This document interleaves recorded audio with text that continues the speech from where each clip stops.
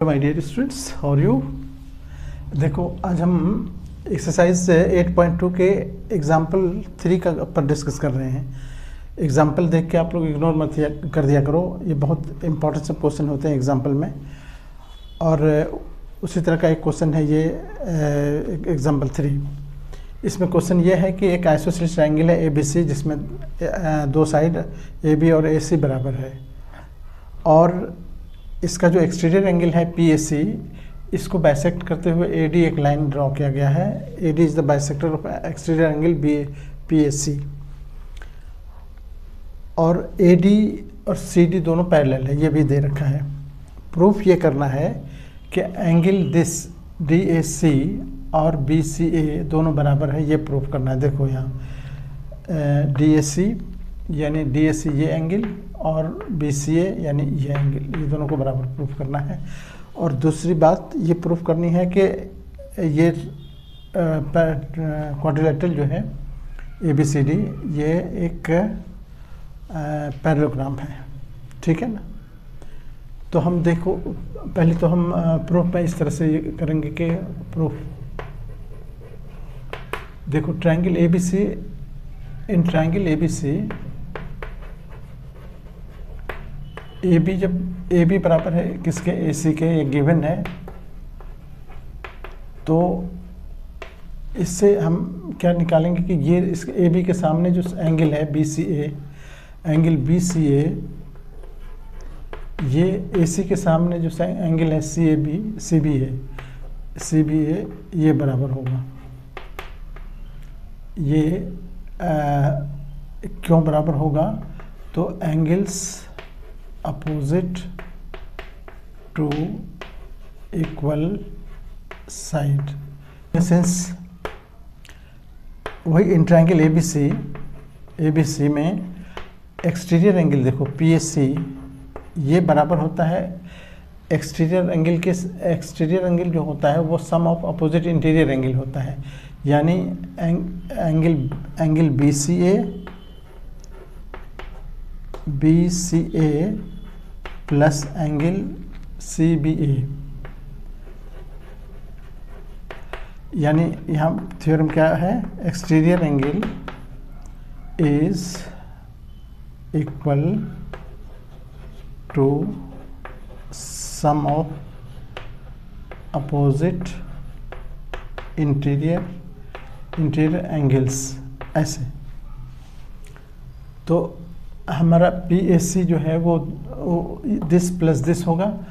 अब हमको इस एंगल की ज़रूरत नहीं है, इसकी ज़रूरत है, तो हम BCA को देखो, BCA को और CBA दोनों बराबर है, तो हम इसको रखते हैं एंगल BCA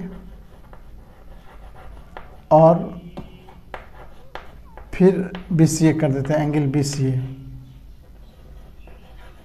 क्यों, तो दोनों बराबर है, एंगल BCA बराबर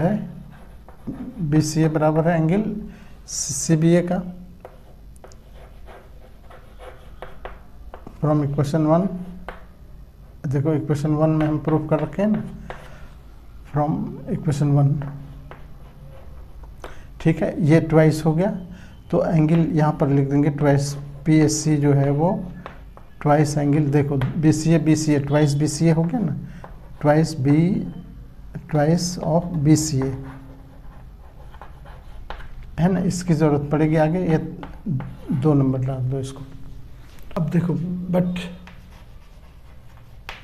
ये PAC angle PAC is also equals to, देखो इसको हम तोड़ के लिख रहे हैं, PAC को तोड़ के लिख रहे हैं DAC और DAP, angle DAC plus angle DAP। यहाँ पर हमने कुछ नहीं किया, सिर्फ इसको 2 पार्ट में तोड़ के लिख दिया है। DAC को PAC को हमने 2 पार्ट में लिख दिया है, और कुछ नहीं किया है इसमें। तो इसमें हमको देखो DAP हमको नहीं चाहिए, और दोनों बराबर है, तो हम DAP की जगह पर DAC फिर से लिख देते हैं, DAC प्लस DAC। क्यों लिखे, दोनों बराबर है, इसलिए हम इसको DSC को 2 बार लिख दिए। यहाँ पर लिख देंगे किस चुके DSC बराबर है DAP के, गिवन है, ये चीज़ गिवन है। DAC और DAP दोनों बराबर है, ये गिवन है। तो DAP की जगह पर देखो हमने DAC लिख दिया, तो DAC 2 बार हो गए ना, तो ट्वाइस DAC लिख देंगे, ट्वाइस DAC। ऊपर से देखो क्या आ रहा है हमारा, PSC आ रहा है, PSC।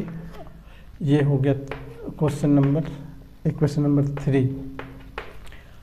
अब देखो PSC यहाँ भी है, PSC बराबर इतना, PSC बराबर इतना। तो ये इक्वेशन 2 है, ये इक्वेशन 3 है। फ्रॉम इक्वेशन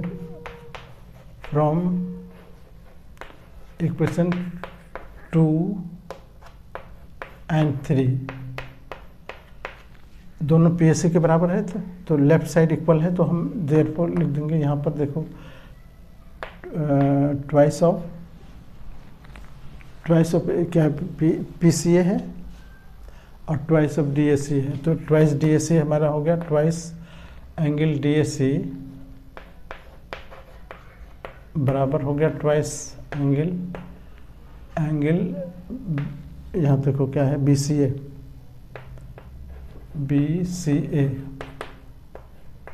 अब यहाँ से ट्वाइस दोनों तरफ से कट कर दो, तो एंगल DSC बराबर हो गया angle BCA।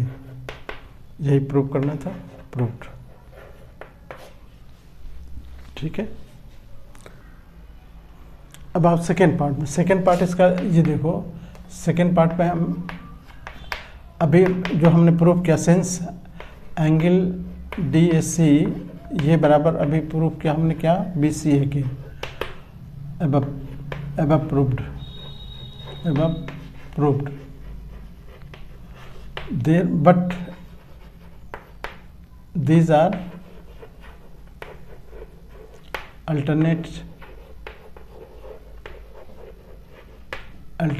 Interior angles. Therefore किसका अल्टरनेट है, तो ये BC का, BC इस पैरेलल हो गया किसके, इस DA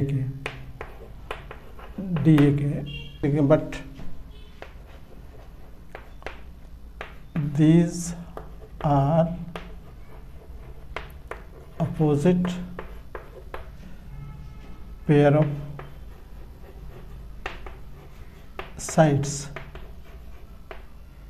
साइड्स का ये अपोजिट पेयर है।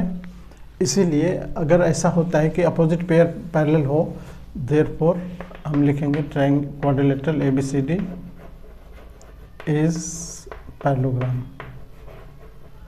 और ये प्रूव्ड। ठीक है, इस तरह से इसको प्रूव कर लेंगे। ओके।